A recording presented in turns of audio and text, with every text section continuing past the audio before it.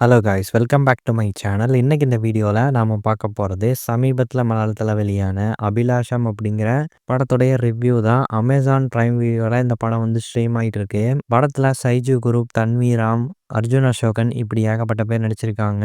ஷம்சு சைபா இந்த படத்தை வந்து டைரக்ட் பண்ணியிருக்காரு. படத்துடைய கதை வந்து என்ன அப்படின்னு முதல்ல பார்க்கலாம். ஸோ இந்த கதையோட ஹீரோ ஊருக்குள்ள ஒரு சின்னதாக கிஃப்ட் ஷாப் வச்சிருக்காரு. இன்னும் இவருக்கு வந்து கல்யாணம் ஆகலை. ஸோ பல வருஷமா கல்யாணம் பண்ணாம தான் இருக்காரு. அதுக்கு காரணம் இவர் சின்ன வயசுல ஸ்கூல் படிக்கும்போது ஒரு பொண்ணை ரொம்பவே சின்சியரா லவ் பண்ணியிருக்காரு. ஆனா அந்த லவ் வந்துட்டு இவர் 5 வருஷமா சொல்லலாம்னு சொல்லிட்டு அப்படியே வெயிட் பண்ணிட்டே இருந்திருக்காரு. கடைசி வரைக்கும் அந்த லவ் இவர் சொல்லவே இல்லை. அதுக்கப்புறமா அந்த பொண்ணுக்கு வேற ஒருத்தரோட கல்யாணம் ஆகி அந்த கல்யாணம் ஆனவர் வந்து இறந்தும் போயிடுறாரு. இப்போ திரும்ப அந்த பொண்ணு இவர் இருக்கக்கூடிய அந்த ஊருக்கே வராங்க. இவங்களுக்கு ஒரு சின்ன பொண்ணு வந்து இருக்காங்க. பட் இன்னுமே நம்ம ஹீரோக்குள்ள அந்த ஒரு லவ் வந்து இருக்க தான் செய்யுது. ஹீரோவுடைய ஃப்ரெண்ட் ஆகட்டும், சுற்றி இருக்கக்கூடியவங்களாகட்டும் எல்லாருமே வந்துட்டு, ஸோ இப்படி ஒரு செகண்ட் சான்ஸ் வந்து உனக்கு கிடைக்காது. இப்போவாச்சும் உன்னோட லவ்வை வந்து சொல்லி அந்த பொண்ணுகிட்ட சம்மதம் வாங்குற வழியை பாரு அப்படிங்கிற மாதிரி கேட்குறாங்க. எல்லாருமே வந்து அதுதான் சொல்கிறாங்க. கல்யாணம் ஆகி விதவையான பொண்ணு, ஸோ அந்த பொண்ணுகிட்ட போய் நம்ம லவ் சொன்னால் எப்படி எடுத்துப்பா அப்படிங்கிற ஒரு தயக்கம் இப்போவும் நம்ம ஹீரோக்குள்ளே இருந்துக்கிட்டே இருக்கு. ஸோ ஃபைனலாக தன்னோட மனசுல இருந்த எல்லா விஷயத்தையும் வந்துட்டு இப்போவாச்சும் நம்ம ஹீரோ வெளியே சொன்னாரா இல்லையா?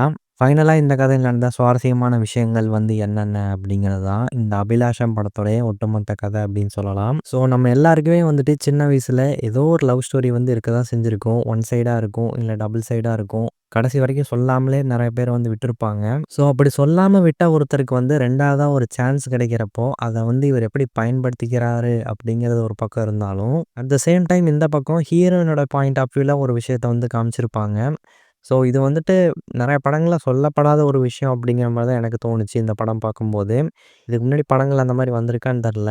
ஸோ இந்த படத்துல இருக்கக்கூடிய மிகப்பெரிய பாசிட்டிவ் வந்து என்ன அப்படி சொல்லி பார்க்கும்போது, நம்ம ஹீரோக்கு தான் இஷ்டப்பட்ட அந்த பொண்ணு வந்துட்டு கிடைப்பாங்களா? இல்லையா? அப்படின்னு கடைசி வரைக்குமே ஒரு கேள்வியோடவே நகர்த்தி கொண்டு போயிருப்பாங்க. பட் அது எந்த ஒரு வகையிலயும் பொறுமை சோதிக்காம எமோஷனலா அவ்வளோ சூப்பரா வந்து கன்வே பண்ணியிருந்தாங்க. அதுக்கு முக்கிய காரணம் எல்லாருடைய பர்ஃபார்மன்ஸ் ஆகட்டும், பேக்ரவுண்ட் ஸ்கோர் ஆகட்டும், படத்துல வரக்கூடிய சின்ன சின்ன வசனங்கள் ஆகட்டும், இது எல்லாமே வந்து பாசிட்டிவா வந்து அமைஞ்சிருக்கு. ஸோ இது ஃபுல் அண்ட் ஃபுல் ஒரு லவ் படம் அப்படிங்கிற மாரி சொல்லிட முடியாது. ஒரு ஃபீல் குட்டான ஒரு படம் அப்படின்னு சொல்லலாம். ஸோ இதுக்குள்ள நெறைய விதமான எமோஷன்ஸ் வந்து கொண்டு போயிருப்பாங்க. நம்ம ஹீரோவுக்கும் அவருடைய ஃப்ரெண்டுக்குமான அந்த எமோஷன் காட்சிகள், ஸோ நம்ம ஹீரோவுக்கும் அவருடைய ஃப்ரெண்டுக்கும் வந்துட்டு பார்த்தீங்கன்னா, ஒரு நல்ல ஒரு பாண்டிங் இருக்கும். அது ரொம்ப அழகா வந்து இந்த படத்துல வந்து கன்வே பண்ணியிருப்பாங்க. படத்துல ஹீரோவா நடிச்ச சைஜு குரூப் ஆகட்டும், அர்ஜுன் அசோகன் ஆகட்டும், தன்வீராமோட ஆக்டிங் ஆகட்டும், எல்லாருமே அவங்களுடைய பெஸ்ட்டான பெர்ஃபார்மன்ஸை வந்து குடுத்துருந்தாங்க. எல்லாருமே அந்தந்த கேரக்டருக்கு வந்து பக்காவா பொருந்தியிருந்தாங்க.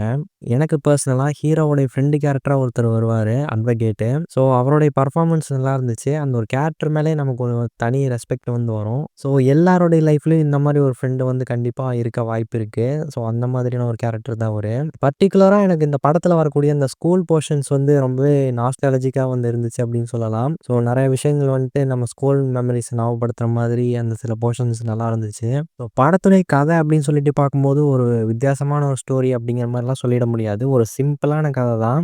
அது 2 மணி நேரத்துக்குள்ள நீட்டா வந்து பிரசன்ட் பண்ணியிருந்தாங்க. ஸோ இந்த படத்துல நெகட்டிவ் அப்படின்னு எனக்கு பெருசா கண்டுபிடிக்க தெரியல. படம் முழுக்கவே நல்லா தான் ஃபீல் குட்டா தான் வந்து போச்சு. ஸ்டார்ட்டிங்லேருந்து எண்டிங் வரைக்குமே. படத்துல நெறைய இடங்கள்ல பேக்ரவுண்ட் ஸ்கோர் சூப்பரா இருந்துச்சு. படத்துல வரக்கூடிய சாங்ஸ் ஒரு 2, 3 சாங் தான் இருக்கு. ஸோ அந்த சில சாங்ஸுமே மாண்டேஜ்லயே வந்து போகும். ஸோ சாங்ஸும் படத்துல நல்லாவே இருந்துச்சு அப்படின்னு சொல்லலாம். ஸோ தாராளமா இந்த படத்த ஒரு டைம் வந்து ட்ரை பண்ணி பார்க்கலாம். இந்த ஒரு ரிவ்யூ வந்து உங்களுக்கு பிடிச்சிருந்தா லைக் பண்ணுங்க, ஷேர் பண்ணுங்க, கமெண்ட் பண்ணுங்க. இந்த சேனலுக்கு சப்ஸ்கிரைப் பண்ணுங்க. Thank you.